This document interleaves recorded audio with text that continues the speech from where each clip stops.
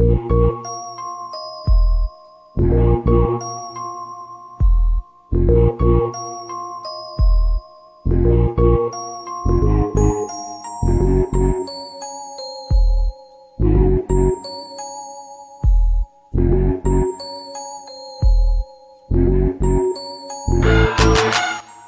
world. You are listening to the Buffalo Wins podcast here on BuffaloWins.com. I'm Joe, and with me, as always, is Matthew Stewart. Matt, let's get right into it. What's going on, bro? Joe, it's so nice to hear your voice after such a long time without it. Yeah, dude. We usually go into these 4 to 5 week stretches where we'll do podcasts for 5 weeks straight, and then we won't do any for 2 to 3 months. We started doing it a lot in the beginning of September. Then the Bills season fell apart. Then we stopped, and then the Sabres have been just pathetic for the most part of this year. And now we're back, and I definitely want to try to do more podcasts now that I'm back in Queens, because I was in Buffalo for a year. It seemed like, because I couldn't leave.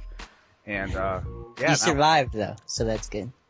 Why wouldn't I have survived? I own that town.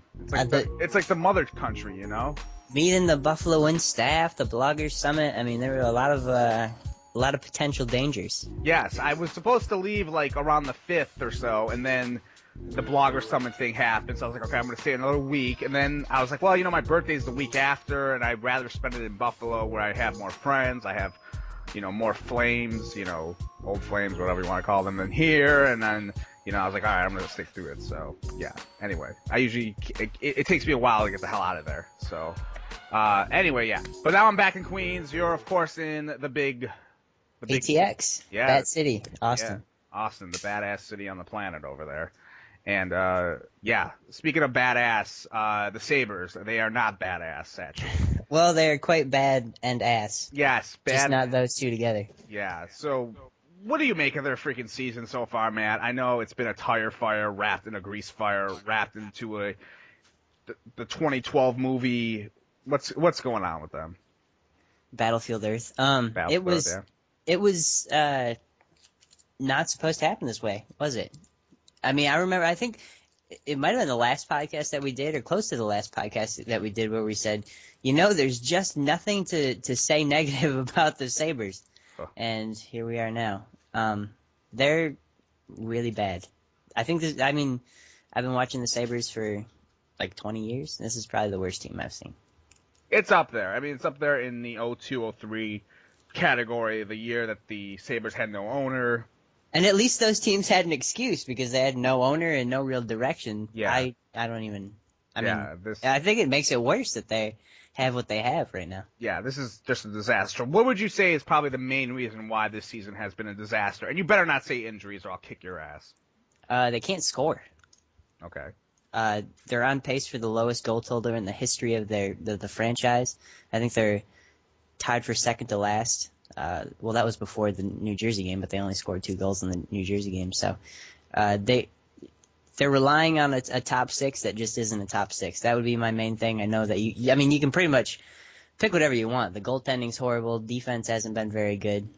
Coaching is lackluster. Obviously, nobody's happy with Darcy.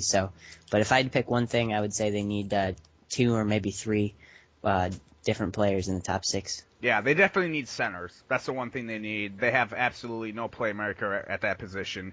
I don't know what the hell happened to Derek Roy. I think maybe, you always heard these rumors back in the day, 06, 07, that he was partying too much on Chippewa or whatever. Maybe he needs to go back to partying on there, all right, and getting back his mojo because he has been awful this year. I don't know what's up with Stafford. Stafford's never been any good. Last year was an anomaly. He scored... Yeah, I don't even... What do you have? 30 or 31 goals. Yeah, 31 goals. He scored 12 of them in a 14-day period or something like that. It was something ridiculous where he was just hot for 2 or 3 weeks, and then he cooled down again. So, I wrote that big, long piece back in, I think, May when they re-signed him, that it just wasn't a good idea, but it was a typical Regeer move. I don't like Stafford. I think he'll be the easier of the two... the harder of the two to move because Roy is a center, and even though we don't like him, he is really statistically over his career a top 20 center right now because center is such a shallow position, not just with the Sabres, but with the whole league. Yeah. What about who else can we take a crap on for this team? Leno? Leno, yes, he has been just wow. He's been a disappointment to say the least. I mean, Well, it hasn't been good since he walked in that door, or walked on that ice. You know, from his first weekend with the team where he was like, I don't want to play center anymore, and then they tried to move him around the wing, and then now I don't even know where is he back at center. I think I don't even know. he played well. He was at center last night, wasn't he? Well, yeah, and there's another thing too. The team is obviously out of the playoff run, and yet they've got Adam on the fourth line and Boyes and Leno centering the second and third line, getting second and third line minutes, which makes no sense because Boyes is going to be gone next year, and Leno is just ass. So I don't understand why they're not giving their young guys a chance at center where they need players. Leno has negative .2 point shares on the year, which is less than Chipchura, or not Chipchura. What the hell's the name? Paul Sahara. Yeah, freaking long name. And T.J. Brennan. And T.J. Brennan has 1 point on the year, and he has less point shares than that. So that's how bad he's playing. He's playing terrible, not just offensively, but defensively. It just looks like he doesn't fit into the system. My buddy, who is a big Red Wings fan, and he has some connections there in the Red Wings community, said that, you know, Mike Babcock and Lindy Ruff sort of have the same system. They're friends outside of the game. And Mike Babcock and Leno did not get along. And the reason that Leno did so well in Philadelphia was that Laviolette let him do basically whatever he wanted, which is not Ruff's MO. Mm-hmm. And so I think this was sort of destined to fail from the start. I didn't know that little story you just told. I also think him playing with Briere made a freaking difference because, you know, we all know from watching him play in Buffalo, you put Briere anywhere, you put him with Hesh. Hesh looks good, you know, back in his day when he was here, or Dumont. You know, Briere can do that, and that's the problem here. There's no guy of any of those top six guys who can elevate their game. I know a lot of people have been singing the praises of Vanek and Pominville, but, you know, they've been good. You know, diamonds in the rough, we'll say, because the rough has been all over the place here. But I still, if you really want to hitch your wagon on those two and go, these guys are going to be our core two guys who are going to like star, that's not going to happen. All right, those are like second. Vanek and Pominville, as good as they've been, I don't think those are the guys you want to be leading the charge. You know, even if, you know, when it comes to it, they should be secondary options where they should be another guy above them. In my view, Pominville is sort of a fringe first liner, where if it's a good team that you're playing on, you probably want him on your second line. Vanek's a legitimate first line player. I mean, he's one of the best wingers in the league, but he's got nobody to pass to, nobody to pass to him. So yeah, he needs help. He needs help. They both do. That's the whole thing. That's what they're lacking right now. And in the summer or trade deadline, I don't think it's going to happen at the trade deadline because I think they're going to sell unless they make some sort of run in February, which, you know, you never know. They're going to get healthy. They're 10 points out. I think they play 9 games at home in February, even though. Well, if they make a run in February, let's say they go 9-0 after the All-Star break. If they go 9-0 after the All-Star break and everyone ahead of them goes 500, which is unrealistic because there are going to be teams who are better than that. But let's say that in a perfect world, that's what happens. They're still not in the playoffs. Yeah. So, I mean, it's going to take a pretty ridiculous run from this point to get in there. One other point on the Leno thing, and I wanted to ask you about this because no one really wanted to talk about it in the summer in July when they signed Leno. Everyone was so high on the team. But going back to that signing now, does it not seem like the Sabres panicked when they knew they weren't going to get Richards? Probably, I would say, because it was like, you know how free agency is, like the first 2 days is when you sign your guys. It could have been a panic move because they know they needed centers, and I think, you know, it probably was. But, you know, with Leno, I was fine with it because, look, I'm not going to sit here and say I've been studying Philadelphia Flyers games. All I knew was Leno scored the game winner in overtime in Game 6. He was a colossal machine in the playoffs 2 years ago. And all I heard about was, hey, the guy can control the puck behind the net, and that's his forte. And I was like, well, you know, that's Lindy's style. He wants puck possession. He wants guys holding the stupid puck in and, you know, and pinching defensemen pinching, whatever the hell the system is. So I don't know if it was a panic move. You know, a lot of people liked Leno. You know, even your boy Bucky Gleason liked him. You know, and when he wrote about like his GM thing and said like, hey, he was a decent player they can go after. I think the problem with Leno is that they freaking didn't. They decided to try to put him in the center, and that was the problem. And they should have gone after a different center. If you're not going to go after Brad Richards, fine, I get it. He screwed everyone over by trying. He knew he wanted to go to New York, and even though he leaked crap out that he was going to go. He wouldn't go to New York because of the media or whatever the hell he said in June. He went there. But you know what?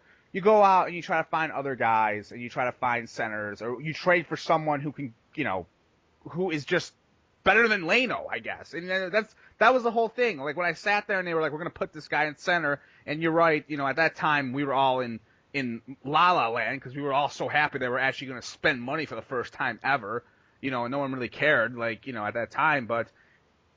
They needed to find a center somewhere, and I think that they failed in that regard. And instead, they went after defensemen, which was fine, but it's the biggest problem with that team last year was a lack of playmaking ability from the center position. And maybe they should have went out and been aggressive, and maybe they should have tried to trade someone. I mean, be gutsy and trade a winger.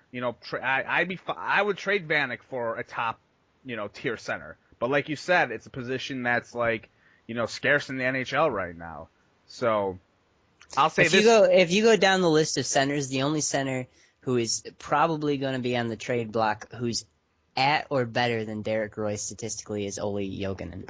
And he's a UFA after this year. So, I mean, Derek Roy is really, you might have to take a small loss and try to do some addition by subtraction when you trade him because there's not a lot out there that's better that you're going to be able to get with the roster that you have, or even giving up prospects and picks. So, couldn't Parise is Parise a center or no? He's a winger, right? He can play center, but I mean it's the same thing that you just go through with Patrick Sharp or Boyes or whoever. I mean he's more of a I would prefer him on wing, especially with his size because he's small. Yeah. Would you rather have Tim Connolly than Ville Leno?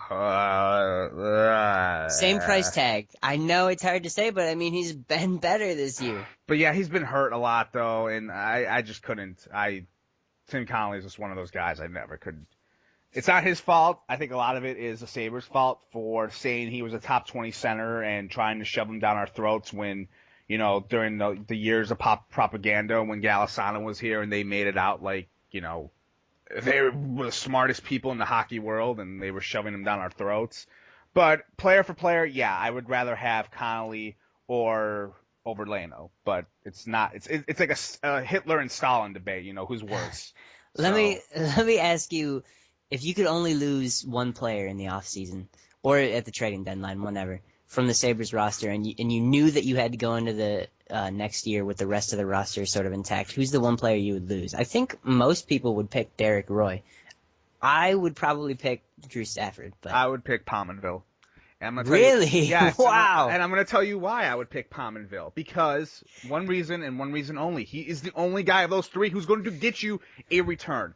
I wrote about this post. I posted something like 3 weeks ago about how the Sabres should trade Jason Pominville. And it wasn't about Jason himself, but it was more about, look, his stock has risen right now. He is at the highest he's ever been in probably since 2007 when he scored, I think he scored, 30 goals in 2007 or something like that? I don't know. It was weird. Either before or after Drury left. I forgot. Then he went in the tank the next 3 years, and he was barely getting 20 goals. And then all the apologists out there tried to make him out like he was a Selke award-winning center. And it was like, okay, yeah, good. Yeah, that's who he is. That's what we paid him to do. So he can get Danny Briere to freaking score 10 goals on the freaking checking line. And I look at him now, he's as high as you can go. And I would rather lose him now, because if you lose him, you can probably get something more in return. You're not going to get shit for Roy right now, or Stafford. That is the problem right now. They have been trying to deal Derek Roy forever, and no one wants Derek Roy anymore. No one wants Stafford anymore at all. I don't know if they wanted him in the summer, but I would deal with Pominville because you're going to get more of a return on him. And that's what the problem is. If you deal with Roy, you deal with Stafford, you're going to get, I don't think you're going to get that big of a return. You're going to get a freaking, they're going to get raped, really, at the end of the day. And that's what's going to happen. That's probably why Darcy is scared to make moves. And the only way they can really make moves, if they want to, is they clear this cap and then just go in the offseason and go, hey, whoever the centers are out there. Is Shane Doan a center? Help me out here. Shane Doan is a wing. A wing. Okay. Well, who is there a good center out there? Pay that center, whoever the hell the center is out there, who's in the next Brad Richards or who is supposed to be out there, or whatever, and just rebuild. Well, here's the rough part for the Sabres is that going into next year, at least the way it is now, if you consider Parise more of a hybrid and really a wing, the best center that is going to be available is Jarrett Stahl, who is like 5-10 points better than Paul Gosted. So, awesome. Yeah, so for free agency wise, they're not going to be able to buy a center. They're going to have to move somebody to get somebody. Why didn't we go after Jeff Carter or someone? I know he was a cancer and a drunk in the Philly locker room. We should have went after him. I like Jeff Carter, and in fact, he's probably going to be traded from Columbus because he hates it there. Good. Trade him here. I'll take his ass. I mean, if he wants to go on Chippewa, I'll freaking drive him around. Okay, he can play center. Well, there's a couple things you have to worry about with Carter. One is maturity issues, but that's pretty much an obvious. The other thing is he's got bad knees and a 10-year contract like Ehrhoff. But he is better than any center that the Sabres have had since 06-07. So I would take him in a heartbeat for sure. Another guy that you could look at is Joe Pavelski or Patrick Marleau from San Jose. Pavelski would cost less. Marleau's more of a high-end guy, and he sort of has the same sort of playoff reputation that Tim Connolly has. But he's a 70, 80-point guy, too. Mm-hmm. Would you be willing to trade Ryan Miller for any of these guys? Yeah, probably. I think so, yeah. I think it's well documented. I don't think too highly of Ryan Miller, and it's not because, he's a kind of a arrogant person or he's kind of, whatever, his personality, his demeanor, all that sort of stuff. I just think he's just an overrated goalie. I think you look at the stats, he's had one great year. And I think when you look from 05 to 07, when he was making his rise in the Sabres organization, he was average. Yeah, and that was all about the team around him. I remember when Marty Baron went down, when he went down and Marty Baron came in 05-06 and won 12 straight freaking games. And then in 07-08, he was okay. His stats, were in the middle of the pack. And then he had the great year of the Olympic year. And I just think, if it's a move that you can get a legit number one center, yes, you do that move. I'm fine with Enroth. I'm not saying Enroth is the end-all, be-all, but I look at the Sabres and their blue line right now, and that's where all their money has gone into. And if they're telling me that Tyler Myers is supposed to be this god at some point, like he's supposed to be Zdeno Chara in 2 years or whatever the hell they've been preaching us, and Regeer's going to be good, even though he's kind of looked a little old and sluggish, or Ehrhoff, and all these guys are going to get good, then your defense should be able to carry whoever the goalie is behind you. That's just my assumption. I want a center. That's it. The whole building around a goal. I know it's very build from the goalie out. The whole thing, like Mike Schopp used to always talk about it, how we don't need goaltending, after the lockout or whatever. And of course last year, Tim Thomas wins, so I kind of threw that thought out the window a little bit. But I kind of agree with that, in which I'd rather have more scoring. I'd rather have more of an offensive flow with a centerman. I think they need that. And I think, they can find good goaltending. You know what I mean? I think you can find it in this league. You know what I mean? I think it comes down to this. I think Schopp is half right. You need good goaltending in the playoffs. If you have a goaltender that can steal you games in the playoffs, then you're going to go a long way. If you have average goaltending in the playoffs, you're probably not going to win a lot of games because it's a different game in the playoffs than it is in the regular season. Regular season goaltending doesn't mean a whole lot when it comes to playoff winning teams. So, to that extent, I agree with him. But I think that the way you build a team is you don't build it from the goalie out or from center in. You build it based on strengths and weaknesses. If there's a shallow position in the league, you try and create a strength in that position so that you have leverage not only on your team but throughout the rest of the league. And what Darcy really has done is he's taken defense and goaltending, which are the two deepest positions in the league, and he's built on those, which creates no leverage, and it makes it very difficult to improve your team if your team isn't very good, because the only assets that the Sabres have are assets at positions where everyone else is pretty much solid anyways. Yeah, that's a good point. He's built the team like they were built before the lockout, which used to be like, hey, let's have a bunch of goaltenders and play New Jersey Devils hockey where it was clutching and grabbing. And I think that's like a mindset even of Larry Quinn, when him and Darcy worked together, and Larry was there for the Hasek run, the first part of Hasek when, he took over and then he got fired in the mid-90s or whatever. And I think they tried doing that with Miller and making Miller the cornerstone. I just don't think it's worked. And I think, again, it goes back to, what this team lacks. I'm fine with Enroth. I'm not saying Enroth is you can't have Enroth as your centerpiece, obviously, but if they traded Miller to, San Jose, or could it be San? Oh, it could be San Jose. Do they have solid goaltending anymore or no? I know in the back off left and he's in the island now. Who do they have? San Jose. It's a goal. It's the guy. Yeah, go ahead. Niemi. Okay, and he's not that great. He's decent, but I mean. But Miller's better. Well, not this year, but I mean, he should be better. Okay. Miller should be. Okay. Well, in dream scenario, if it was like, hey, without Marlowe's stats in front of me right now, and I know Marlowe has not been a stud in the playoffs at all, like you alluded to, if they want to pick up a guy who's like a centerman, I know he plays both positions, then fine. I would do that. I'm not. Again, I just think it's one of those situations where it's not working. Now, if they could would he be the number one person I'm going to throw out there? No. Like I said to you before, I would throw out. I'd rather. Let me tell you this. What up? Patrick Marleau, last year, 37 goals, 36 assists, 73 points. The year before that, 44, 39, 83. Wow. I would take him for Miller. Yesterday, yeah. I would take him. Yeah, I would too. But we'll see what happens. I don't know if they're going to deal with him. I think the Sabres still like Miller, and I don't know what, it's weird that there's always this talk that he might get moved. Like the guy in Edmonton keeps talking about it. I forgot what that guy's name is, but whatever. Here's the thing. Brings it up, but yeah, go ahead.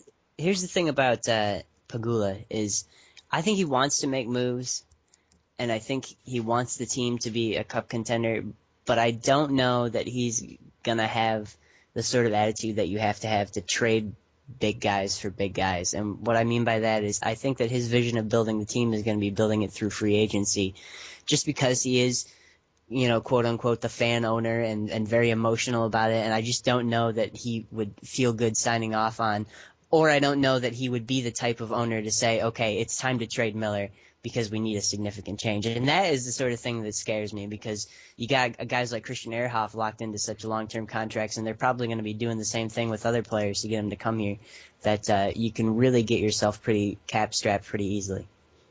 Yeah, I mean, it's true. But again, it goes back to how much is he involved? Like, is he involved a lot, or is it more or less he's given carte blanche to Darcy to make these moves? And that's my hope. Is I had this conversation with Brian Bund, and his opinion was that he thinks that Pegula probably either can or does push a little harder than I think he does, and I think he's more of a delegator where he left it to Black and Black leaves it really to Regeer and Ruff. Mm-hmm. So and that's where I'm hopeful is that they're leaving it to Regeer and Ruff, but then I worry that if they leave it too much to Regeer and Ruff that they're going to be stuck with those two forever because if Pegula is continuously saying I'm not a hockey guy, and Ted Black saying I'm a business guy, then under what authority do they really have to say, okay, it's time to do something else when it comes to Regeer?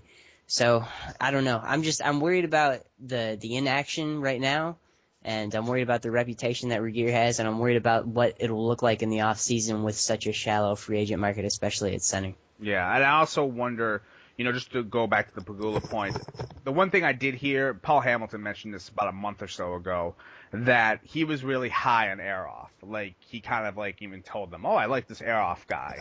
So maybe he does have a little bit of a say. I don't know if he just mentioned it, like, oh, hey, I was watching the Canucks battle the Bruins in the playoffs, and that Ehrhoff guy looks good. And then, Darcy was like, go for it, or did he go about, pressuring that? Just something interesting that I heard that he mentioned. So, speaking. It's funny too because, I wasn't working for the last couple months, and once I started working again and we had two incomes coming into our house, we were doing stuff again that we weren't able to do over the last few months, like just going out a lot more and buying stuff that we weren't buying. And I sort of wonder if Regier had that attitude when he finally got Pagula, and like Pagula said, I really like Ehrhoff, and Regier kind of had that, I can get Ehrhoff. Finally I can do something that somebody asked me to do. I just, because it sort of seemed like that for a couple weeks there, where Ehrhoff almost seemed like overkill. They just had Regier, and they really needed a center. And, I like Ehrhoff, but it was a big commitment, especially with the salary cap the way it was at that time.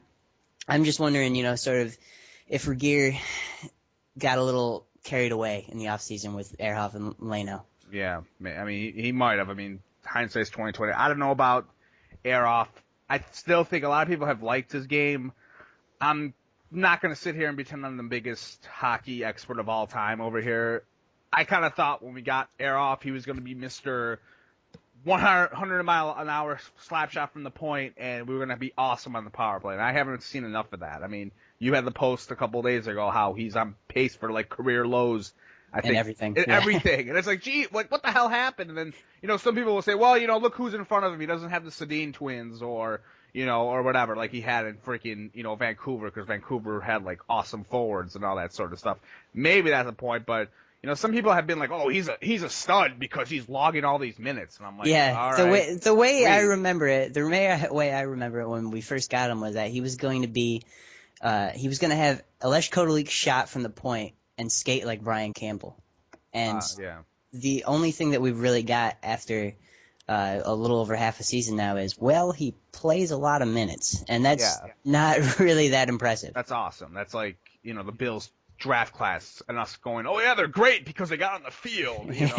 That's Marcel Darius gets lots of reps. Yeah, Kelvin Shepard's awesome. But before we get off the Sabres, I just kind of wanted to ask you about, what would you do now? I mean, there's a lot of talk, bloggers, freaking newsstands, all that stuff about what they're going to do.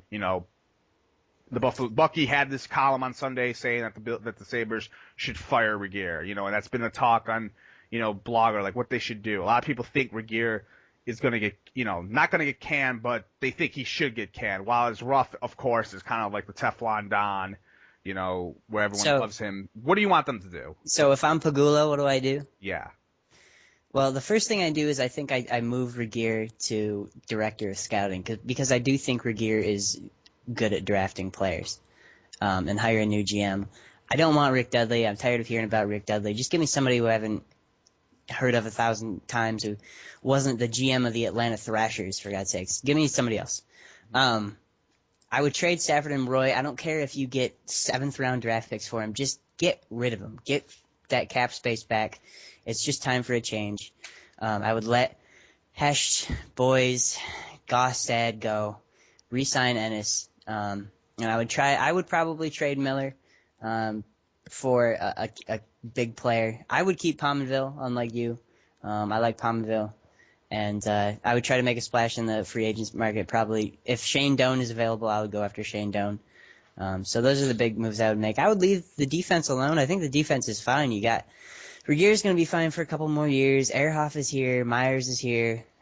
Leopold's fine, and McNabb is coming into his own, and he's going to be a full-time NHLer next year. So I think the defense will be fine, but I really would focus on the top 6 and sort of restructuring the front office. I'd give Ruff one more year with a new GM, and I think he's got too much of a safety net right now because we know Regier would probably never fire Ruff. So I would like to give him a year where his job really is on the line, and see what he can do with that. But that's what I do. What would you do? My biggest thing is I'm trying to figure out, Regier definitely gone. He's been there too long. He's just way too in love with his players and his system. And yes, he does draft well. I do think at times he's a little overrated in drafting. I mean, this isn't Detroit where they have like Zetterberg and Datsuk and these guys are like studs. He drafts, they play because unlike a lot of other systems in the NHL that go after free agents or go after trades. For the last 5 or 6 years, the Sabres have never been that way. They've been like, hey, the system, Rochester to Portland, to Rochester, and then you somehow make it up here. That's why do you hear what I'm saying? Like a lot of teams, if they adapted the same plan like Darcy did when it comes to drafting, you know. I hear what you're saying, and I think that applies to guys like Roy and Stafford, but you have to give him credit for Tyler Myers, I think. You have to give him credit for Vanek. I think you have to give him credit for Ennis. And, I'm not there with Ennis yet. I mean, he's had one decent year, okay? I mean, and, you know, look, I'm not a draft, you know, I look at history, all right? I look at guys, you know, to this day, I know I'm not answering your question, I will in a second, but to this day, I've always felt that, you know, we hate this core, right? We hate Vanek. We hate Stafford. We hate Roy. You know, at times we've hated Pominville. At times we've hated Vanek. 6 years ago, these are the same young kids that in Rochester, a lot of fans and even Darcy Regier are like, we can't get rid of Zach Cassian or we can't get rid of Luke Adam. I've seen a lot of guys come up here from the Coda Leaks to the Maxes to the Dimitri Kalinins to the Clark MacArthurs, and that all looked great at first, and because we're trained as like a fan base by the Sabres and by the media to like give a crap about the minor league, you know, because GR sent a freaking beat reporter to Rochester to pretend that this is like the big leagues of like broadcasting about Zach Cassian and all these guys. That I think it, in a way, it just kind of, it just is just too much. Where it's like, dude, I think the system itself, I think Darcy, when he drafts guys, I think a lot of times it's just people, you know, grab onto hope too much, and they all think that the system is great. It's like when Zach Cassian first got up here, and people were like, this guy's amazing. He's awesome. You can't get rid of him. And he sucked. He was good for 2 games, and he sucked afterwards because he's a young kid. And I just think at times we just kind of like we hold on to this draft thing way too much. And I hear what you're saying. Maybe, you know, Regier's a good drafter, but I think people just give him way too much freaking credit for it. You know, because I look at it this way. He's been there for 14 years. He's had a lot of guys who have missed the boat, like Eric Rasmussen. He's only developed one decent center for this entire time, and that's Derek Roy, the guy we're trying to kill and get the hell out of town. He's drafted good defensemen. I'll give him that. You know, with Myers, even though Myers was a top pick, but he's had guys that have just burned out.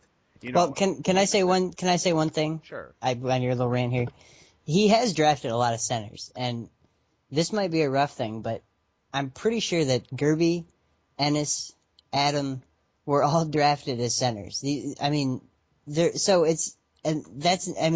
not controlling where they're playing on the ice either. So. They were centers and now they're wingers now? Is that what you're saying? Well, yeah. I mean, and Luke Adams started the year as a center and now he's a winger. Well, I don't know. I'm just looking at him and Ruff, okay, the roster. If they were centers or not, I just look at the center position and, you know, I just think a lot of it is a lot of propaganda about how great he is at drafting guys, okay? No, I think he's not Detroit. It's not Detroit, okay? And Detroit is the grand poobah of drafting, you know what I mean? At least in my opinion, with like those guys I've mentioned. You know, I know they have other guys that they've signed, but you know, I think they draft a lot of decent role guys and they'll get a nice good player here and there, but I still think he gets like, for that to be his big freaking like, oh, I hold a candle to, and it's like, oh yeah, he's the man with that. I don't know. I think it's more about like just fan reaction, because in this town people love hope and they love hockey.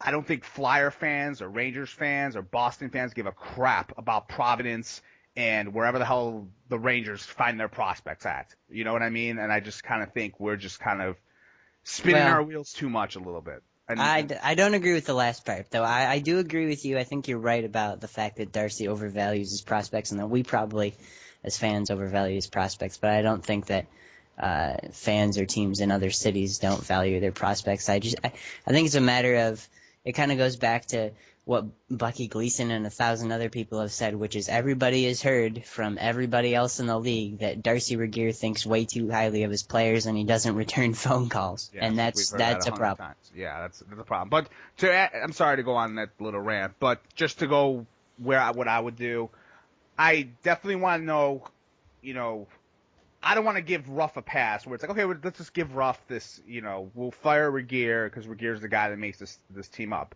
I have no clue how much of a say Ruff has with this team. I like to think he has a say, and I think people, you know, give him carte blanche because He's Lindy. He's animated. We've talked about this. He's an animated guy. People like him.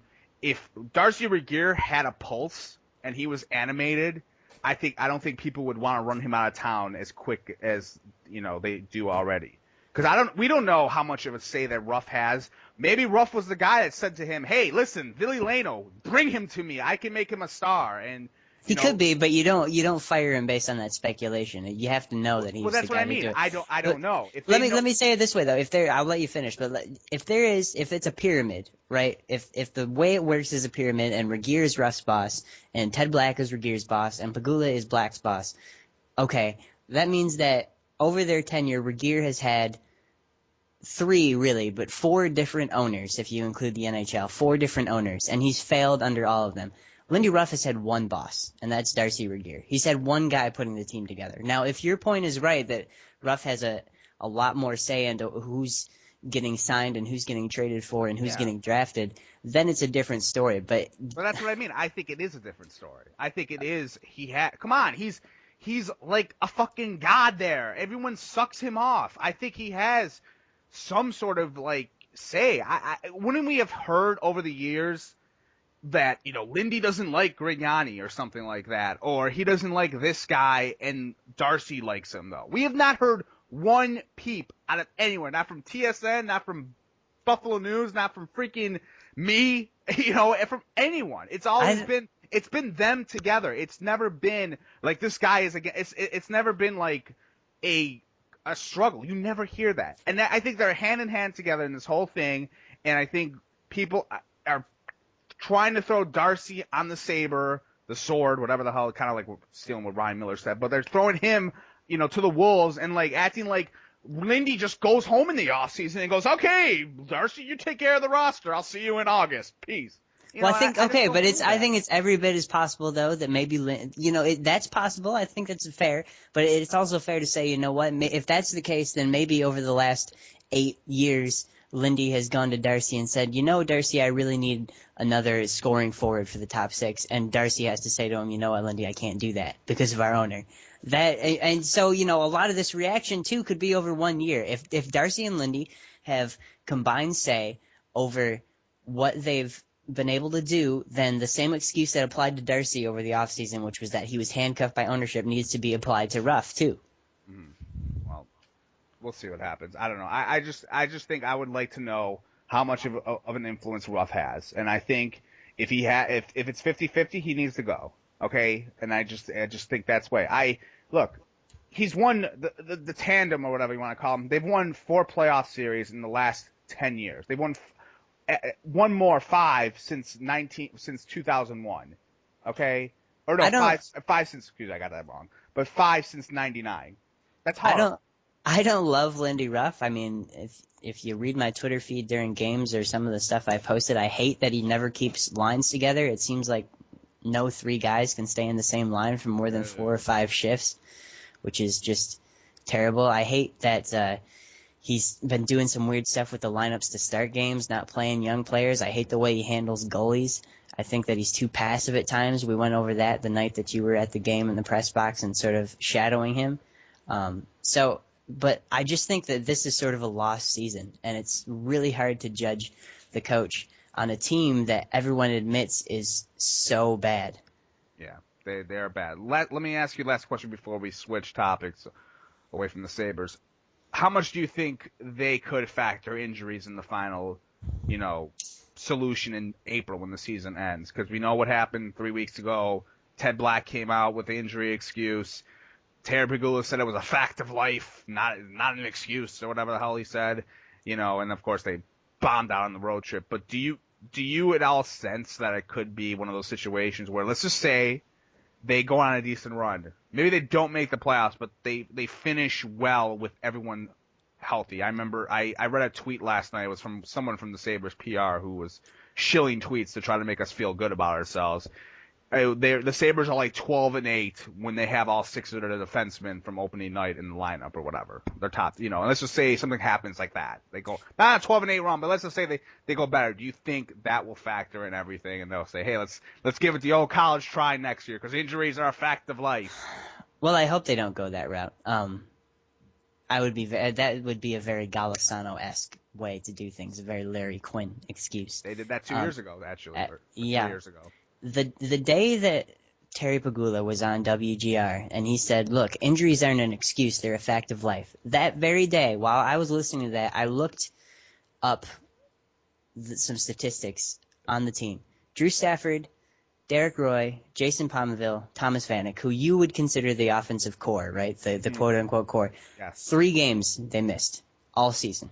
They missed 3 games. It's a total bullshit excuse. It is. Period. Complete. It is. And because the guys they've lost have been mostly their role guys, and the only guys that they've lost that I've been like, oh my God, the world is coming to an end, has been Myers, who they lost for a month or whatever that was, and Aroff. And when you think of the way the team played last year, they were doing it with duct tape. And the thing that was carrying that team last year, I mean, it seems so freaking long ago, was like, it was the forwards, really. It was like Vanek and Stafford were playing great, and then they had like other guys that were doing work, and they had scoring defensemen, and all those guys were scoring, and that was without like those guys, like without Aroff or Regier, you know what I mean? So and all 4 of those guys I just mentioned all have letters on their sweaters, so they're all obviously the core, all obviously crucial players on the team. You want to say that your defense is struggling because you miss Myers and Ehrhoff? Okay, fine. First of all, Myers and Ehrhoff are offensive defensemen. They're not the lockdown defensemen that the Regier are. But if you want to say that the defense is struggling because you're missing those 2 and you're letting up a lot of goals that you shouldn't be, that's fine. Go ahead and have that excuse. It still doesn't excuse the fact that you're not scoring at all. The team isn't scoring at all, and that does not come from injuries when the 4 players who you count on for scoring most have missed just a handful of games. Yeah, it's a bad excuse. But I will say this: if they do come back, there will be an outcry for like a month. People will be pissed off. I'm sure they'll have some media spin, and then some people like at the news or at GR will spin it like, oh yeah, they're kind of right about this. They lost this many injuries, blah, blah, blah. And really, this is their first year really with the core, not 14 years like we've been used to, because we all know that Larry Quinn and Golisano nickel and dime the organization to death. But people will be pissed. There'll be a media spin on it by some. And then what will happen, this is going to be the key, is they will make moves. I do believe they will make moves, and that's what's going to happen. They'll make moves, and fans will forget how shitty this past season was. The very worst thing that can happen to them is they go something like 17-10-3 the rest of the way, or something like that, finish in 11th, and look strong doing it. That's the worst thing that can happen to them, because this is not a one-time deal. Look at the first half of last season too. They were horrible. Yeah. So I wrote a post about that. Like, sorry to keep plugging my stupid post, but I wrote a post like a month and a half ago about how last season was probably the worst thing that could happen to this franchise, because we ignored how bad they were at the start of the year, and we kept freaking blowing how great they were when they went on their little run. And because of that little run, if that little run doesn't happen, who knows if Darcy Regier is still here? He might be fired, or who knows what would happen. But like, they just caught lightning in a bottle that stretch. But I think that is the worst thing that happened. But I think fans will forget about that if they add someone like a Parisi or someone like that. You know what I mean? If they make moves, people are going to forget. The one example I used when Dick Duran got brought back in 2009, and people and the Bills fans were freaking livid and pissed off. And then what did they do, the Bills? They signed T.O., and no one gave a shit that Dick Duran was still there. It was all like, can't wait to T.O. and the popcorn and the freaking T.O. show, yeah! And then, like, everyone was going nuts about it. And, they'll do that. They'll sign Parisi. Maybe they'll make a move for another guy, and then everyone will forget about it.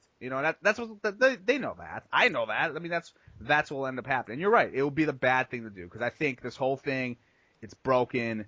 I think they have to fix it, and they have to get new people in, and that's it. I think, we need change. It's been how many teams make changes and it works out, and then they, it's not like, when the Blackhawks fired, Dudley was their GM, right? During their, like, kind of when they started rising to the top. They fired Dudley. Did they fall, and they gave it to Bowman's son. Did they fall apart after that? No.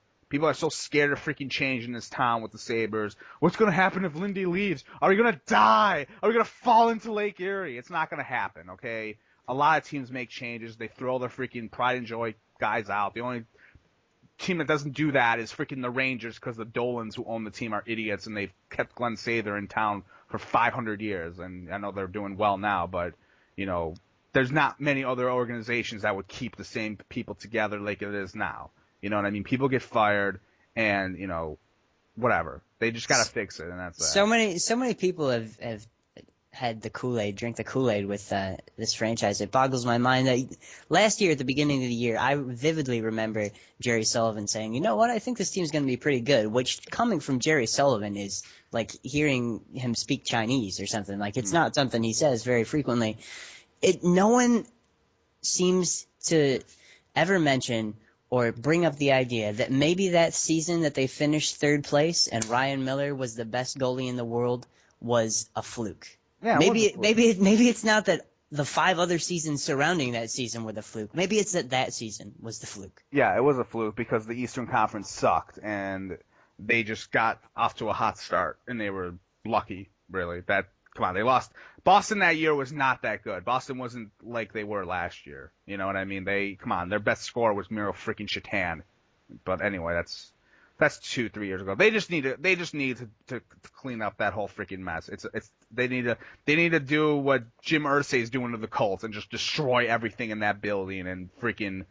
It's just time. It's enough. They need to be more like the Denver Nuggets, Joe. Yes, the Denver Nuggets. Trade Carmelo Anthony and be better than they were before. Team game. All right, let's switch away from hockey. I think we're like 40 minutes into the cast. I definitely want to try to get this in an hour, because if we go past an hour, we're dumb. Anyway, Bills talk. I just want to kind of get your gist on them. We haven't talked about them since we haven't done the cast since freaking October, I think. Give me your 3 things that they need to do in the offseason to make this team finally break through of this 12-year stretch of no playoffs. 3 things. Pass rush, secondary, second wide receiver. I think that's what I had to. Yes, that is exactly it. What did they do with Stevie Johnson? Re-sign him. Okay, what do they do with Demetrius Bell? Get rid of him. What do they do? Who do they cut? There's got to be someone they're going to cut.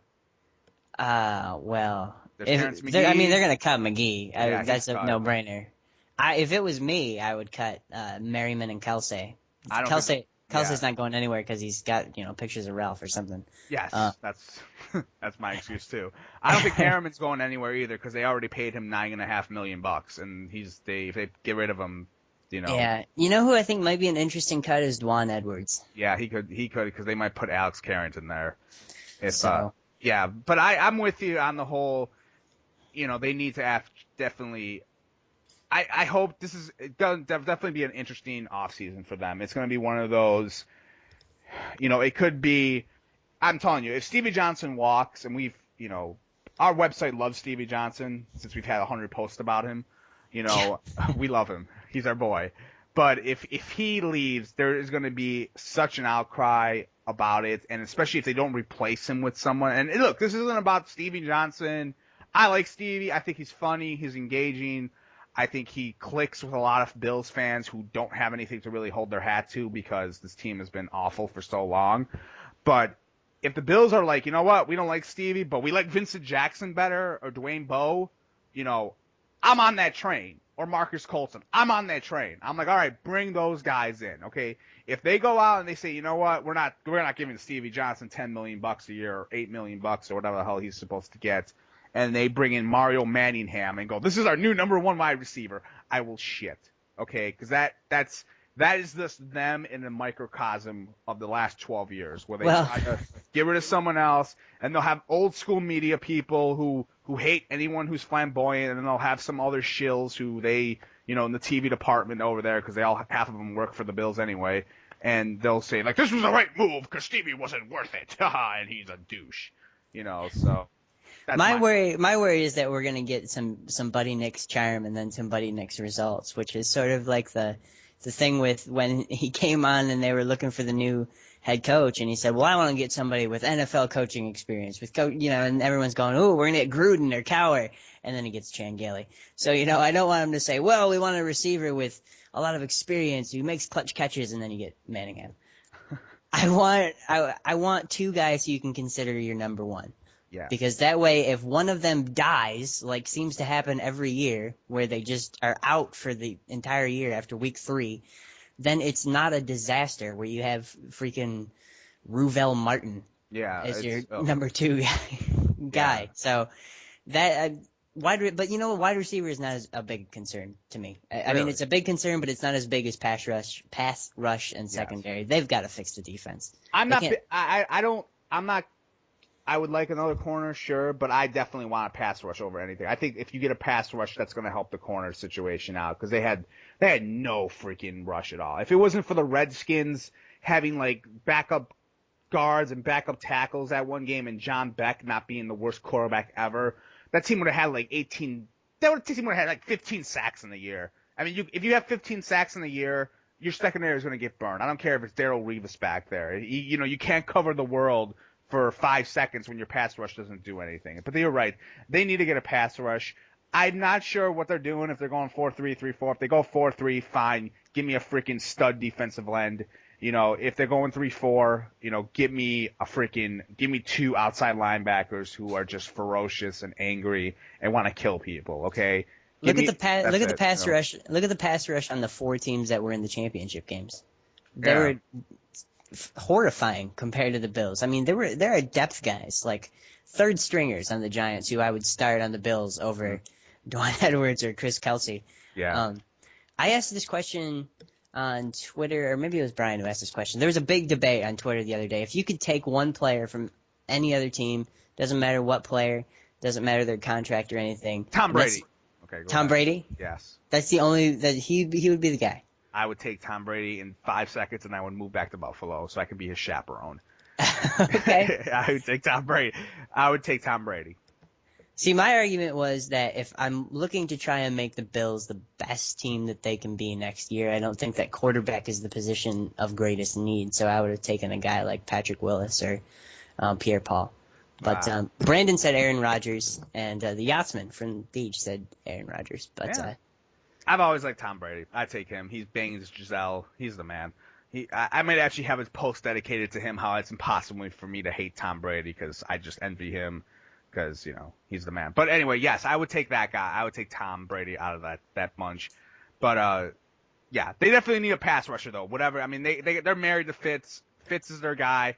But the thing with Fitz, and I've made this point before, is, going back to the whole get him some weapons. He's not the type of guy. He's not Tom Brady or Peyton Manning who can make Pierre Garçon look like Stevie Johnson.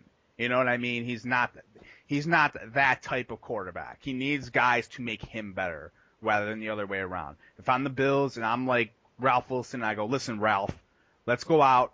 I'm sick and tired. I know Scott Chandler, people had like boners about him because we haven't had a tight end in 500 years, but Scott Chandler is not a top 15 tight end, okay? Jermichael Finley is a free agent, and from what I've heard, the Packers aren't going to franchise him, and because the Packers are so good offensively, they could probably plug in anyone because they just have an awesome quarterback. I'd make a run after him. I would love him. The tight end is the wave of the future in this league. That's why the Pats, who for like 10 years, they didn't have any tight ends really. It was Ben Watson and Daniel Graham, who weren't that great to begin with.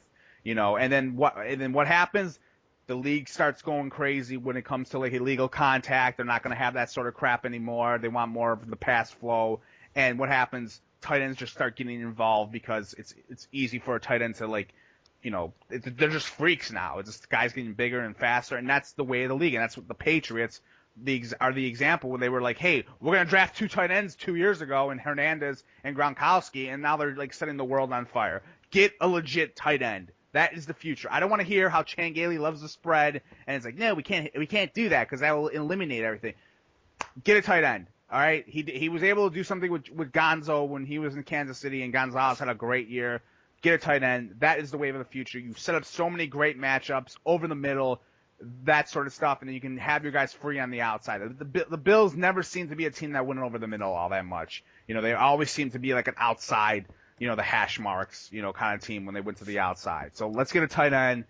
I would love to have him. That would be my number 2 wide receiver. And you know what would be great about him? He would cost less than like if they went out and got like a Robert Meacham or someone like that. You know what I mean? If they re-sign Stevie, get a tight end. Tight ends cost I think between like $5 and $6 million a year, where a guy like Meacham is probably going to cost you 7 probably, because wide receivers just make a ridiculous amount of money. So the Nuggets just won by 29, Joe. That's good. 1-0 since I've declared my allegiance. That's good, and the Lakers are down by 6. I'm sure no one cares, but yeah. In terms of tight ends and making them your second option, the only thing I worry about with that is that the big theme from last year was that the Bills didn't have a deep threat, and if you get Jermichael Finley, you don't really necessarily have that deep threat again, and that can be a problem in trying to loosen things up for Stevie Johnson. I'll say this with the deep threat. I think that's more about the offense, and I think we know what Galley likes. Galley wants a quick strike, offense.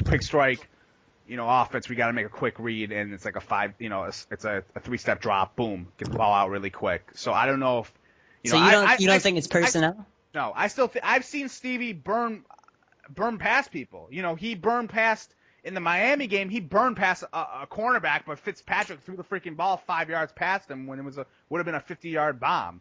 You know what I mean? I think Stevie could burn people. I think CJ Spiller can burn people. If CJ learns how to freaking become a legit pass catcher out of the backfield, I think he can burn people. I hear what you're saying. Like, that would be nice, but I think that's not in the cards because that's not the system they like to run. That's just not how Galley is. Galley has always been that way. Like, go and look at his, if you look at it, I can't do this now, but if I could, I would look at his stats or the offensive statistics from his time in Dallas and Miami and just look at how those wide receivers perform. Like, what was their yards catch and what was their longest plays, from scrimmage or whatever. Because that's how I remember Galley's offense being. It was always like that with the short passing game. You know what I mean? That's what he wants. He wants good route runners. He wants that inside game. He doesn't. They try to go deep, but Fitz, we know, is not a good deep ball passer. So speaking of deep threats, what are your feelings on Lee Evans' non-drop from the end of that Ravens Patriots game? I've seen a lot of sports guys say around from the Buffalo area say, well, I don't really feel bad about it happening to Dante Whitner, but I really feel bad about it happening to Lee Evans, and I don't really share that sentiment because over the season, I got so sick and tired of hearing every time a Bills receiver dropped a pass, well, Lee Evans would have caught that. And he caught 4 passes all year. It was a good move to trade him.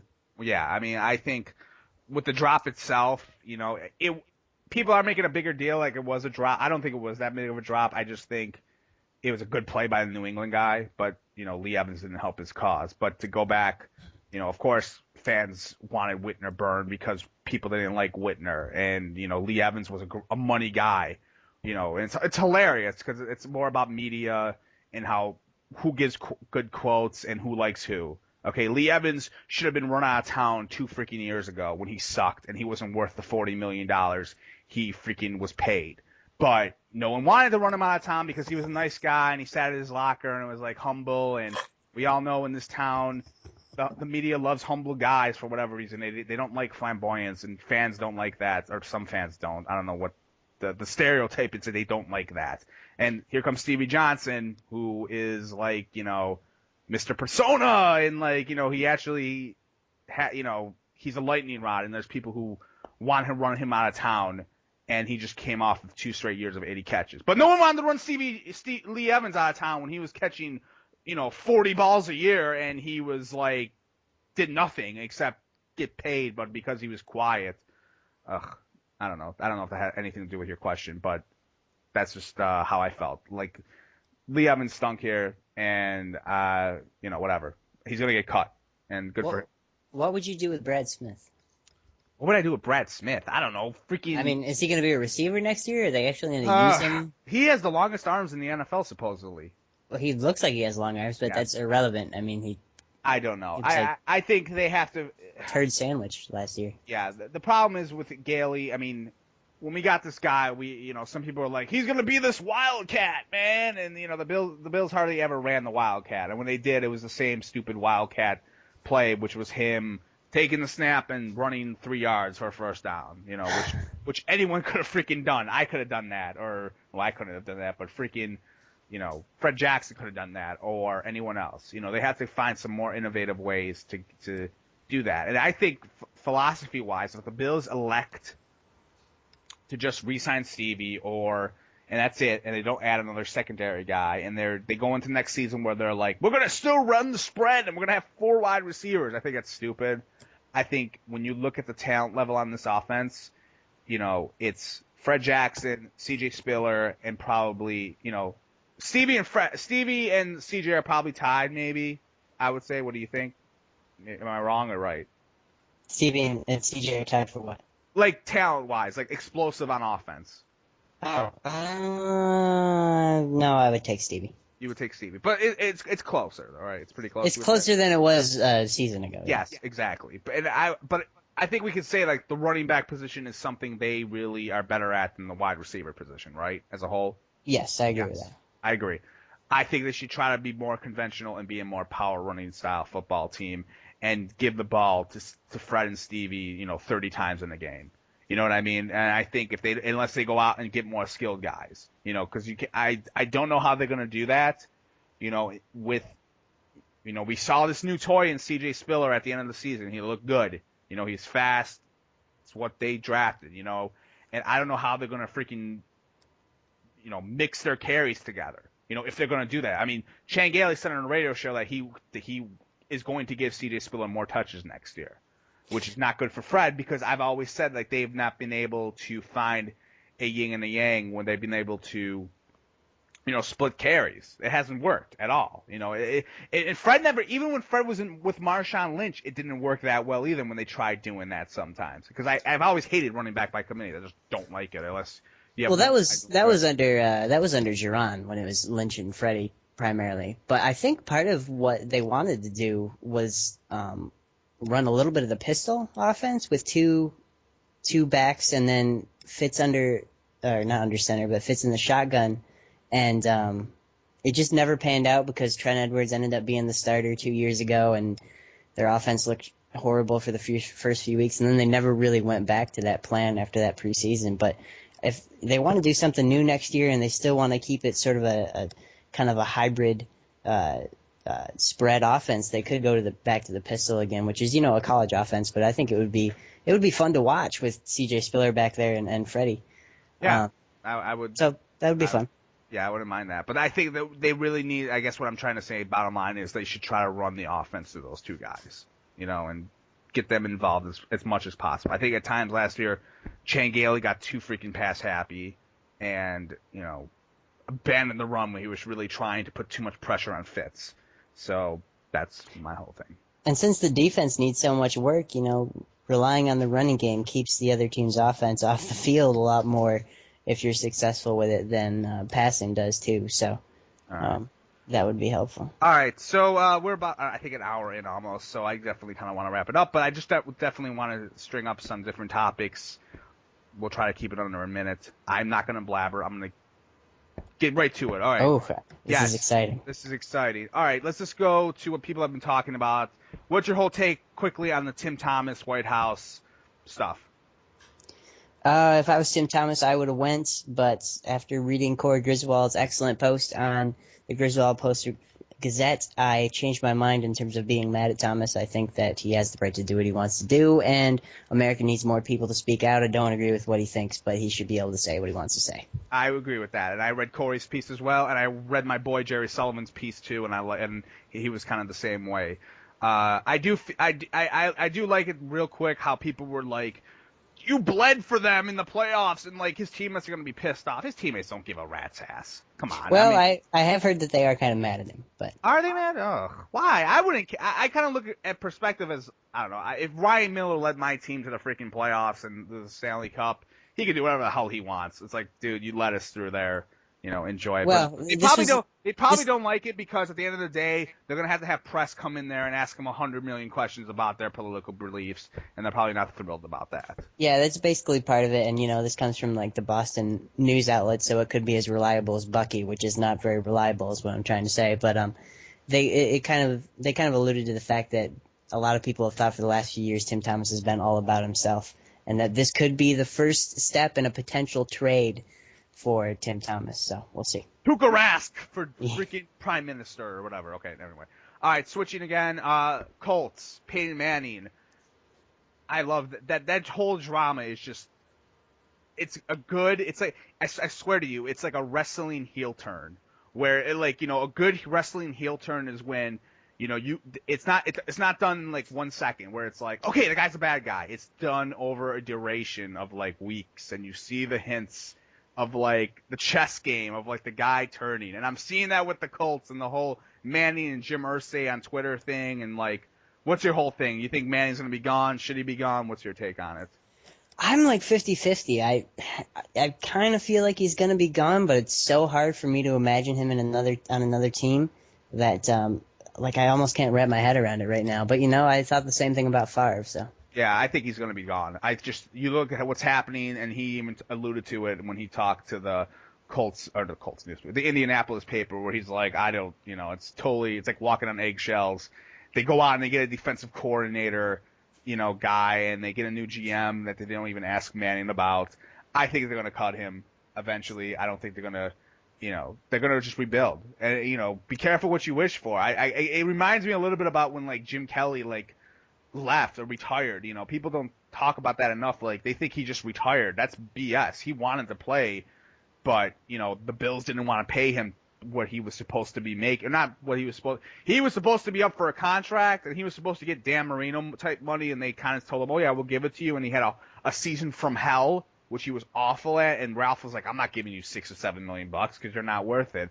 And then Jim just decided to retire as a Bill. You know what I mean? So, and people wanted that to happen, I remember, because it was like, we need to rebuild, get rid of this guy. And then of course we got the amazing Todd Collins. Todd Collins, yeah. That was a disaster. So, but of course the difference is the Colts have the first pick and they're going to go after Andrew Luck. So I think they have to do it. They have to rebuild. I don't think that team is good anymore. It's old. And, if I'm Manning, if I'm Peyton Manning, screw the whole, he wants to play somewhere. He's just, I think, doing that to be a good guy. No one plays their career hardly ever, for all those years. It doesn't mean, it's not special unless you're Brett Favre and you go ape shit, I don't think of Bruce Smith as a Washington Redskin or Andre Reed as a Bronco/Redskin, okay? You think of the guy, afterwards. 5 years from now, people are going to remember Peyton Manning as a Colt, and that's it. If he wants to, if I'm him, go somewhere else. Go to San Fran or go wherever you think you're going to have the best shot at winning. Arizona, whatever. Colts have to decide by early March or they owe him $28 million. Yeah, definitely. What do you think, again, switching, Ovechkin, he doesn't want to play in the All-Star game, or I guess he's not. I don't even know what's going on with that. What do you think? Should he play? Should he not play? What? I don't care. They should just call it the Sometimes Stars game. I would just get rid of the All-Star game completely and turn the Winter Classic into an event where they have the 3 days before and after that off, and then maybe you can have the skills competition in at the same time as the Winter Classic. But the All-Star game is just so pointless, especially in hockey. Yeah, all the All-Star games are pointless. And the NBA one's all right. It's kind of exciting a little bit. You'll see that since you just started watching the NBA 2 minutes ago. But it's just bad. Who cares? If he doesn't want to go, like, do you really want to spend your freaking only weekend off in Ottawa eating poutine or whatever the hell, they're eating these days? Just not my thing. All right. Is there anything else we can touch on? Who's winning the Royal Rumble on Sunday? I haven't watched. Come on, just take a guess. You know who's still wrestling? John Cena. Is he wrestling? Yeah, I think he's supposed to be in the Rumble. He's wrestling Kane, but Oh, is he in the Rumble? Yeah, I'm actually gonna watch it. So you're watching it? Yeah, I'll probably watch it. I went to the one in Detroit. I think it was 3 years ago now. We bought fourth row tickets, but there were 12 seats in the rows, and then only 10 in the first two. So we really had second row seats. It was pretty good. It's my favorite show. If I had to watch one, I agree. I actually went to one. It was in New York City 3 years ago, and it was awesome. And the shock was John Cena came back. He had like a really bad injury, and people thought he was going to be out. Like, this wasn't like storyline, but he had an injury 2 months earlier that was supposed to keep him out for 6 months, but because Cena is superhuman and probably takes steroids or whatever the hell he takes, he was back and he kind of made a surprise appearance and everyone was shocked. But I agree with you. It's the best event they have. They can sell that event like that, you know. And the good thing about that is, you know, they bring back a lot of guys. They brought back Rob Van Dam. I don't know if it was, I think it was 2009. Oh, yeah. I went. Yeah, they brought him in for like that second. Yeah, last year they brought in Kevin Nash and Diesel and Booker T. Yeah. Yeah, but yeah. By the way, I know you hate wrestling now, even though you used to like it, and I agree. I don't hate it. It's just boring. It's terrible now. You gotta watch Chris Jericho stuff. He's back now. I don't know if you knew this. Do you know Jericho's back? I only knew because everyone said that his return was terrible. No, his return it was if you're a student of the game, it was glorious. You have to see his last 3 appearances on Raw. Just kind of YouTube this afterwards. He was money. It's very innovative. He's a genius, the guy. Genius, I tell him. Anyway, I have Jericho winning the Royal Rumble on Sunday. So okay, I'll take Santino. Santino Marella. No, that's terrible. Okay, I think we're done. Unless Paterno. Yeah, I don't know how we segue. We segue for the Royal Rumble to Paterno. That's brilliant. Well, similarly correct, I guess. Oh yes. What do you think of the whole? You know, I might do a post. I think at some point about how this whole week has been like a, you know, hail to Paterno's legacy, but 2 months ago it was let's take a dump on Paterno's legacy and get him out of here kind of post. Are you feeling that at all? I almost don't want to say anything because I'm afraid someone's gonna threaten my family if I have an opinion on this. When the whole Penn State Sandusky thing went down, I wrote a post that sort of compared Joe Paterno to how I viewed my grandfather and how he was just that sort of figure to so many people in different ways.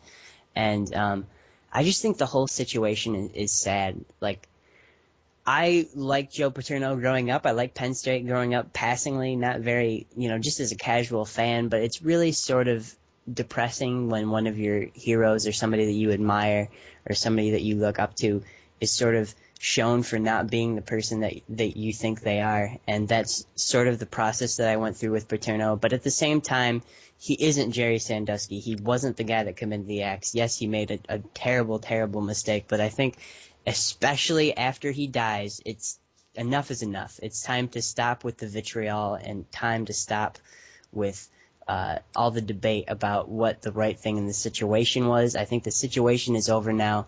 Let his family grieve, let him rest in peace, and just let it be over with. Well said. I have nothing to add to that. Hooray. Yeah, okay. Lastly, NBA. I know you've been posting a lot about it. You're a Broncos fan. No, a Nuggets fan for Denver. How's that going for you? They won by 29. Well, they won by 29 tonight and won me like $200, so that was fun. Good. I'm glad you're into the NBA, man. I love the NBA. I would take I remember once I tweeted this. It was actually Brandon had done a post about what would you rather have, like a baseball team? Like if you could would you rather have a baseball team and get rid of one of the two, like the Bills or the hockey team or whatever? And it was a really well, written post, and a lot of people loved it and commented on it.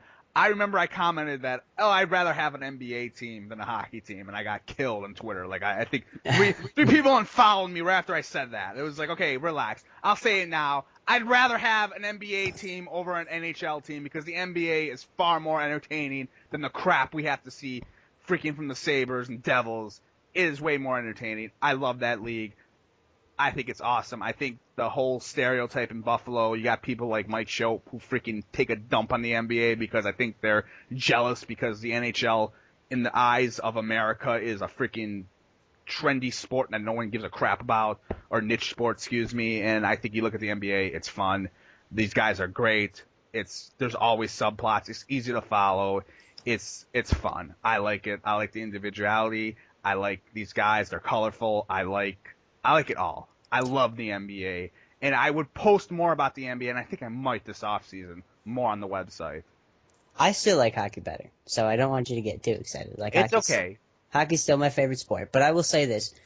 We had this discussion, you and I and a lot of the guys from DGWU and Brandon, and I think Brian, and a couple other people joined in too, about why Brandon didn't like the NBA And he had a lot of reasons, and at that point, I was kind of like, I don't really share those reasons. I just don't like it. But for a long time, those reasons that he said were the same reasons that I had, which is it's too flashy, there's no defense, they're lazy, et cetera, et cetera, et cetera. And really, you know what? If the place that you get your basketball news or what you know about basketball is SportsCenter and what you see on ESPN, then that's exactly what basketball looks like. It looks just like an egregious individual game that really is not that pretty. But when you sit down and you watch a full game, like it's a really pretty, entertaining sport to watch. And there's nothing about the NBA that's different than was around 20 or 30 years ago. And in fact,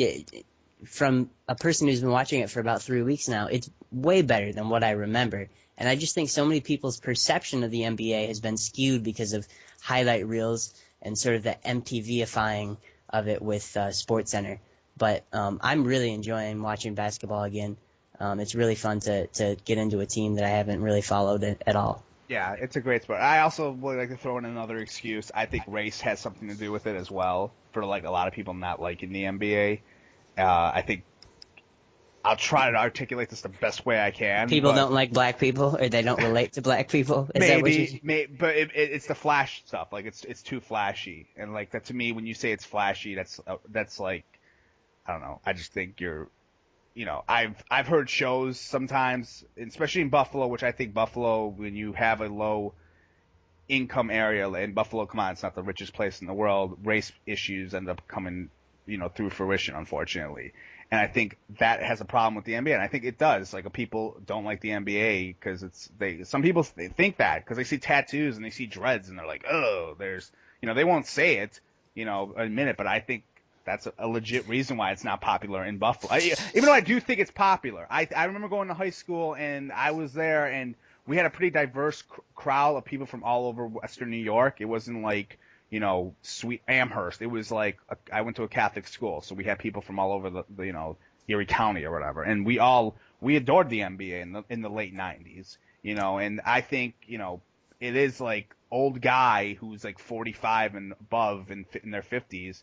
I think there's something to that with the race problem. I think it is. Well, I think that the sports consumer in Buffalo is a little bit older than in some other cities, probably particularly NBA cities. And I wrote in my post there, my last post, that NBA players endorse things that older men don't buy. They listen to music that older men can't relate to. They sort of are from a cult. NBA players have more in common with the 16-year-old son than the dad who's buying the tickets, and that's really where I think in a city like Buffalo there is some sort of divide, because you have a little bit of an older audience, and that's kind of a theme that we've fleshed out to death. Yeah, Buffalo wins. Oh, the blue collarness, we love that. We love that, and Stevie Johnson.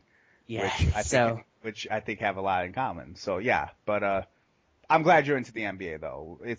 I think it's a unique sport. I think it's great when you watch storylines. And definitely, I sent you that guy to read, or Adrian Wojciechowski or whatever. He's great. Read him on Yahoo. I just want you to know, Joe, as we're closing up here, that you did win my little basketball Royal Rumble with your last minute advice for the Nuggets. Your Giant Gonzalez entry at the end there. Giant Gonzalez. That's a hit in the Wayback Machine. Yeah. Yeah. I hold you fully responsible for whatever happens with the Nuggets this year. Right. I'm coming back for you in a couple of weeks if they're terrible. All right. Good. Well, they're good, and you'll like the NBA. Hey, come on, you couldn't pick the Clippers. I mean, I would have told you to pick the Clippers last year, but you said you wanted like a crappy team, and if you picked the Clippers, that I would consider you a bandwagon, because everyone has kind of jumped on that bandwagon this year. Yeah, I factored that in, but then I wanted the Trailblazers, and you were worried about them being cursed. Yes, so. They were cursed. I'm telling you, they have had a bad history, man. They're always something weird. Come on. That Olden guy Greg Olden, his one leg is bigger than the other, and they drafted him first overall. You do not draft a guy whose leg is bigger than the other. I don't care how freaking tough or muscular he is or whatever the freak. You don't do that. They're cursed. Bill Walton cursed them. Don't draft them. Don't get them. Joe, I'm very happy with you. You've gone an entire hour and 20 minutes without getting upset with me. It might be a record. Yeah, stop patting yourself on the back. All right. Yeah, we got to get the hell out of here. So thanks for listening. If you made it through this podcast, you deserve a golden star and a Matthew Stewart And if you didn't make it, you suck because you didn't hear this anyways. Yes, exactly. All right. So for Matty Ice over here, I'm Joe. We are signing off. John, bye. John, yes. John, I forgot. Sabres.com, Blogger Summit. They thought my name was John. Yes. Anyway, we're signing off. Peace out.